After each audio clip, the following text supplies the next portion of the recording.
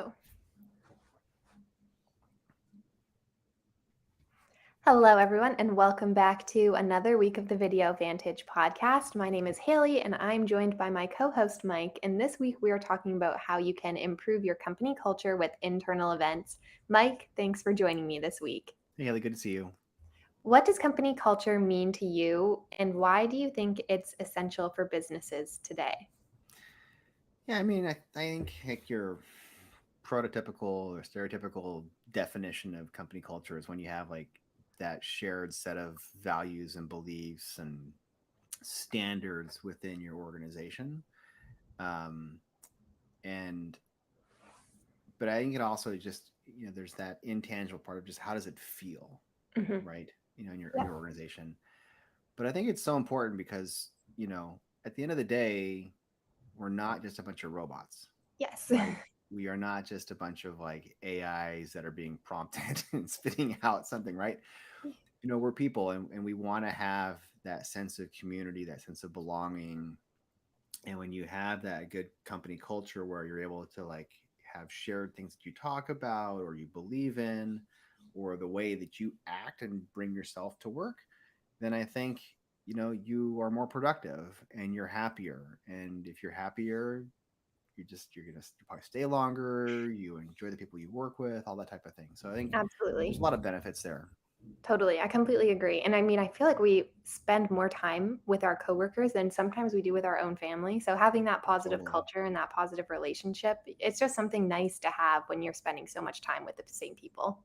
Yeah. And I think it's changed. Well, it's changed for me a little bit because Bitable is fully remote. Yeah. And so I know that I'm at home more than I think my family would like me to be at home. At least Yep. they're used to in the past, right? Totally. But you do spend a lot of time, whether it's talking to you or other Leah, Flavia, other people on the team, other departments. You spend a lot of time talking to them either in Zoom, Google Meet, or in Yep. Slack. You spend a lot more time talking to them than you do to your family, even if Totally. you're remote. Absolutely. And on the topic of remote work, there's a lot of internal events that are pretty common, things like all hands, AMA sessions. And I Yeah. think those are quite common among remote companies and companies that work in an office. Have you noticed any differences in the types of events internally that we host as a remote company versus some of the companies you've worked for in person? Yeah, the in-person ones, even when you had like an in-person office in one city and another in-person office in another city, maybe you would get together a few times a year type of a thing. But like those internal events were very much, oh, we're gonna go wine tasting, or we're gonna go to several wineries and like, I'll get on a bus and go, or we're gonna go go-kart racing, or we're going to take a cooking class together. There was a painting class that combined painting and wine tasting at the same thing, right? So there's a lot of those events don't happen when you're a distributed remote company like we are. Yeah. The things I think we've seen, you mentioned a couple all hand meetings, AMAs. We've done, we brought in guest speakers from colleagues who work at other companies about a different Yeah. department. Something's trending, they come in and talk about that. That's kind of fun. Um, but we've also done like I've seen a couple like internal smaller team things where one of our coworkers in the past taught everybody how to make bread, Yep. right? Taught us his focaccia recipe, right? And so those types of things are really fun and I think really bring a team together. Totally. I completely agree. And even as a fully remote team, I feel like we've done a pretty good job where there are hubs of employees, say in Seattle or Mm-hmm. Vancouver, they'll occasionally get together for a dinner and kind of meet up in person. But we also did have one North American offsite, which was really nice to get to meet everybody in person and kind of hang out together for a few days. Remote team, definitely possible. I think I've seen offsites become more common, but of course, quite the task to plan those.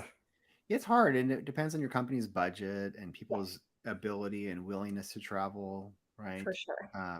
But those fun regional get-togethers are fantastic. Like we do one in Southern California where I'm kind of at the northern part of Southern California, but driving down to LA is totally doable and people would come up from the San Diego area. We'd all meet in LA, go to a game, go do something, right? And I don't know. There's so many benefits that I think outweigh any kind of like budget around that. I mean, like people Agreed. aren't staying in the like these really high end hotels and not breaking the bank and anything, right? But whatever you do, I think you get that value back five or tenfold. It just really you just can't put a price on it, in my opinion. Totally. And like when we went to Denver as a North American team, we were in Hmm. Denver for maybe 4 or 5 days. So it wasn't a super long time, but I felt like after that, everybody was feeling really kind of charged and energized for like 6, 8, maybe even 12 months after meeting everybody. Yeah, and I think for us that was a unique one because a lot of people hadn't met their our coworkers in Totally. person before, Yep. right? And I remember thinking like, oh, you're a lot taller than I thought, right? Type of time, because we're always the same height in Zoom, right? Absolutely. But I think that had such it really I don't know I don't know if galvanized the right word, but like it really brought everybody together, and it was like, Totally. oh, now we have like this new shared experience, right? Yeah. And what was nice about that event in particular, from my perspective, is that it wasn't about like, oh, we're gonna have a strategy session or a Yes. breakout session to talk about this, or we're trying to get this one thing done, whatever. It was like, and then sprinkle in some activities. No, it was like all activities, All all activities. get to know your coworker, Yeah. that bonding time, go do stuff. And then maybe there's a small breakout session where you talk for half an hour about something, but it Mhm. was mostly just get to know each other. Yeah, you hit the nail on the head, and I was going to mention the same thing. And I think that was such a smart choice by the leadership team to do that, primarily because we had, like you said, never met most of our coworkers before, but it was so cool. You can get a lot of work done in person, but I think for us, hanging out and like going to the baseball game together, going to karaoke together was so much more beneficial than, like you said, a strategy room. Yeah, totally. And it's On fun that, because you get to see other sides of people that you don't see otherwise. absolutely. And you learn so much more about them as a person than you would through a Slack chat. Yeah. Oh, for sure. For sure. On that note, is there any sort of internal event at any company that really stands out as having a positive impact on the company culture in your experience? Yeah, I mean, I won't belabor the one that we went on. We just talked about here, but I think there was one at a previous company where we had like a long week of like these internal meetings trying to like work through a bunch of strategy, and like there was some conflict and there was just a lot of tension in the week. And then at the end of it, we had a full day of just going out, and we rented those group bikes where you see like four or five people pedaling at the same time, right? And we went down the Santa Barbara waterfront, and then we went to did this wine tasting thing at the end of the day, and then had a nice dinner.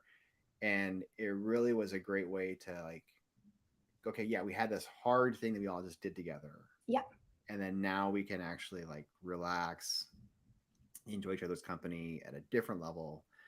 And I think it really kind of brought the team together. yeah, And so I think, you know, I don't think people plan to have like stressful, contentious meetings, right? But I think if you're planning on having a strategy session, a working group session, like making time at the end of it yeah. for, a non strategy session type of a meeting, right? Where you're actually just, hanging out, I think is really valuable. Yeah, I completely agree. For me, I think the trip to Denver is probably the most impactful one that I've experienced, but I won't go on and on about that one. So I'll give another example.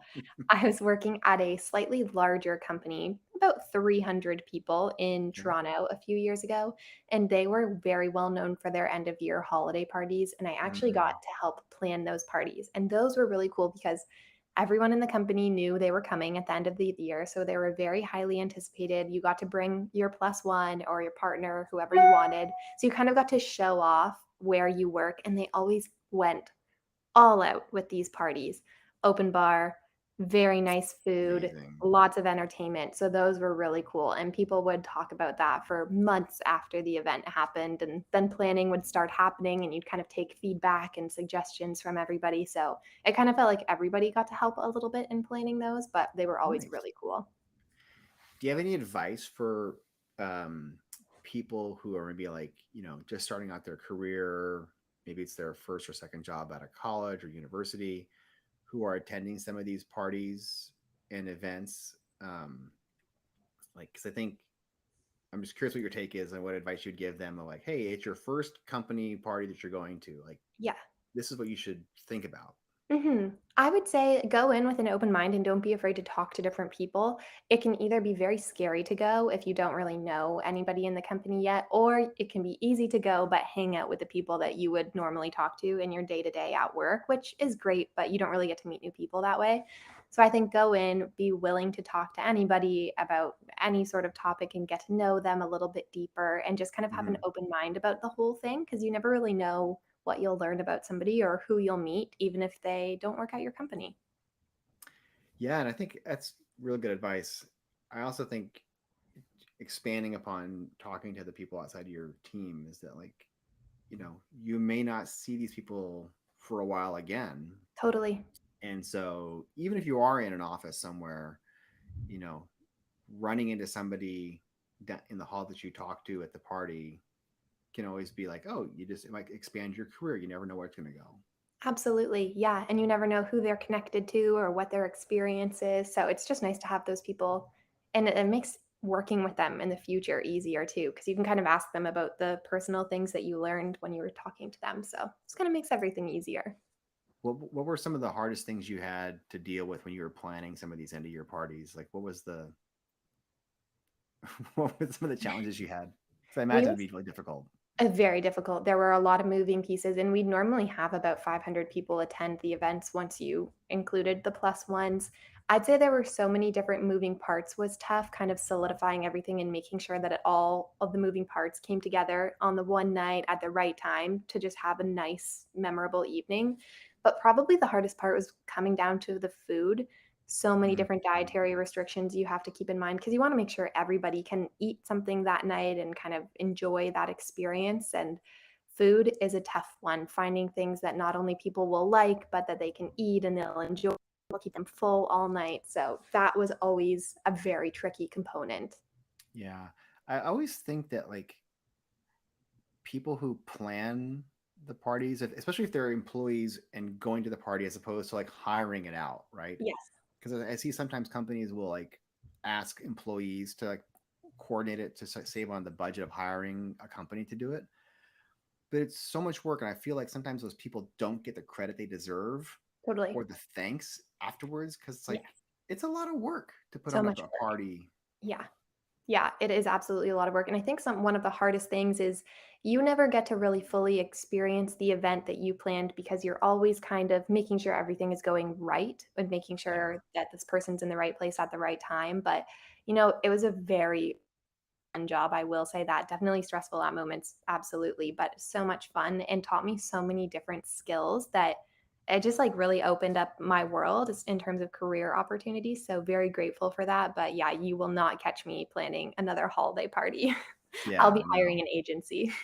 for sure. And I think, my advice to anybody listening to this would be like, if you're planning a holiday party, don't ask your employees to plan it. Hire them. Yes, absolutely. Especially if it's not part of their original job description. For me, it was. So that was all good. But yeah, don't throw that on somebody because they seem like the personality hire. Yeah. But I would say, like, even if your job is to normally plan internal events, right? Because depending on the size of the organization, there are Yeah, those teams, right?